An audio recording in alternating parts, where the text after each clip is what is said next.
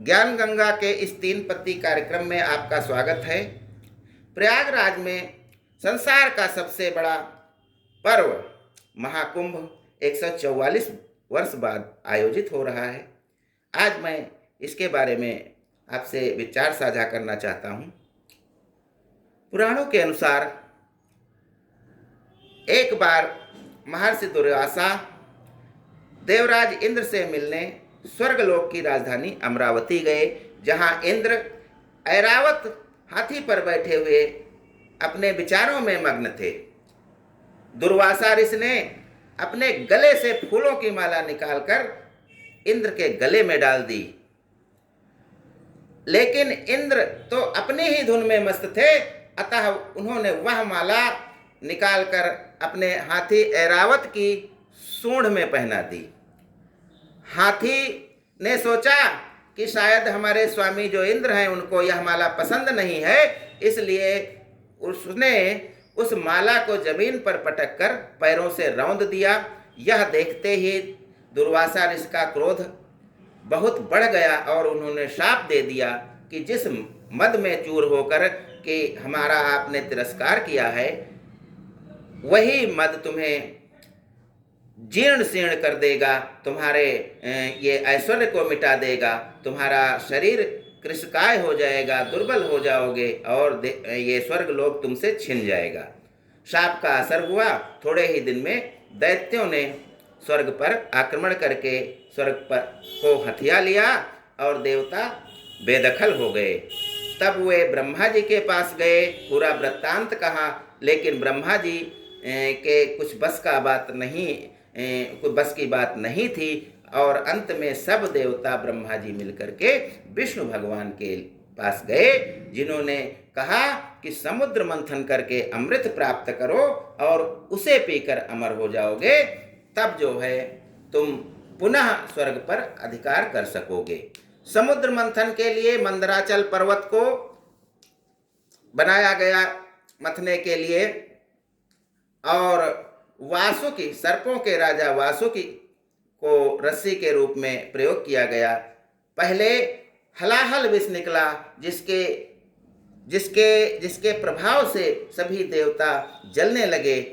तो और अंत में इस समस्या का हल भगवान शिव ने निकाला और उन्होंने उस हलाहल को पी लिया, लेकिन गले के नीचे नहीं उतारने दिया, और तभी से भगवान शिव का एक नाम नीलकंठ पड़ गया।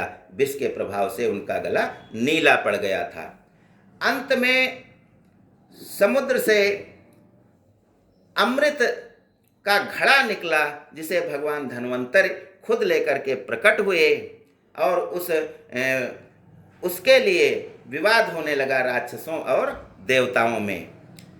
12 दिन तक लड़ाई चली, लेकिन वह घड़ा कोई प्राप्त नहीं कर सका।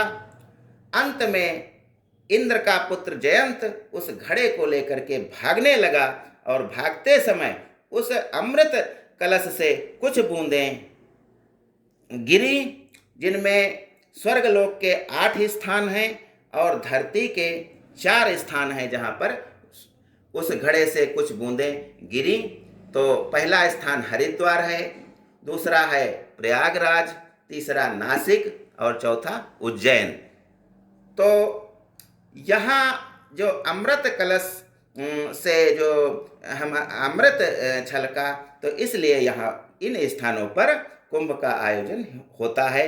कुंभ का अर्थ है घड़ा, और अमृत कुंभ यानी अमृत से भरा हुआ घड़ा। यह कुंभ 12 वर्ष बाद क्यों होता है? इसका ये कारण है कि देवताओं का जो युद्ध हुआ दैत्यों से अमृत को प्राप्त करने के लिए, वह 12 दिन तक चला, और स्वर्गलोक का एक दिन पृथ्वी लोक के 1 वर्ष के बराबर होता है। इसलिए स्वर्ग के जो 12 दिन युद्ध हुआ, तो पृथ्वी के 12 वर्ष हो गए, और उन 12 वर्षों के बाद कुंभ का आयोजन होता है। 6 वर्ष के बाद अर्ध कुंभ होता है, और 12 वर्ष के बाद कुंभ का मेला लगता है। और तो महाकुंभ क्या होता है जो ये 144 साल बाद हो रहा है, इसका एक कारण है कि जब 12 कुंभ यानी 12 वर्षों के बाद 12 बार कुंभ का आयोजन हो जाता है, तब वह घड़ी आती है 144 वर्ष बाद जो महाकुंभ होता है। और वही महाकुंभ इस समय प्रयागराज में आज से प्रारंभ हो चुका है, जो 26 फरवरी तक चलेगा, शिवरात्रि के दिन तक चलेगा। और इस मेले में लाखों नहीं करोड़ों व्यक्ति शामिल होते हैं, दुनिया भर के देशों से लोग आते हैं। यह हमारी राष्ट्रीय धरोहर है और भारतीय संस्कृति का बहुत ऊंचा स्थान रखता है। और हमारी चेतना, हमारी एकता, हमारे जो पूर्वजों के द्वारा रक्षित भारतीय संस्कृति है, उसका प्रतीक है। इस मेले में यह विशाल मेला अंतरिक्ष से भी दिखाई देता है, इतना बड़ा यह मेला है। तो इस महाकुंभ का हिस्सा जो लोग बनना चाहते हैं वे जा सकते हैं और इसके दिव्य आयोजन का आनंद ले सकते हैं। अगली बात मैं जो बताना चाहता हूँ कि चंद्रगुप्त नाम जो था, चंद्रगुप्त नाम के राजा हुए हैं, ये कितने हुए हैं, क्योंकि इसमें भ्रम हो जाता है लोगों को।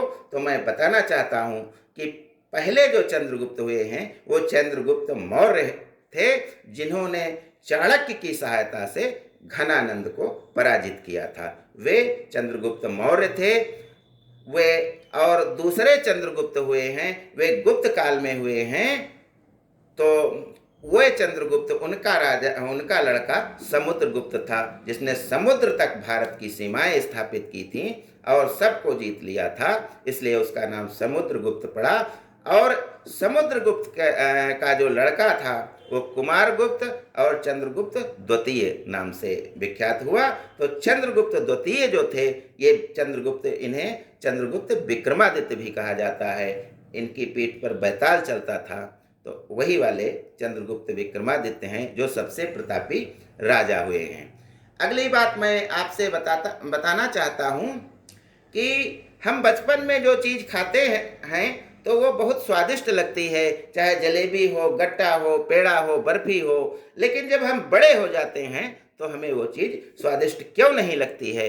इसका कारण ये है कि हमारा शरीर ज्यों-ज्यों उम्र बढ़ती जाती है और हम बुढ़ापे की ओर ज्यों-ज्यों अग्रसर होते रहते हैं, तो हमारे जो स्वाद की कलियां हैं वे मरने लगती हैं और क्षीण हो जाती हैं, जिनकी वजह से हमें उसी वस्तु में जो बचपन में अमृत तुल्य लगती थी, वह स्वाद हमें अब नहीं दे पाती है, क्योंकि हमारी स्वाद कलियां बूढ़ी हो चुकी हैं, बहुत सी मर चुकी हैं, कोशिकाएं नष्ट हो चुकी हैं। इसका यह कारण है।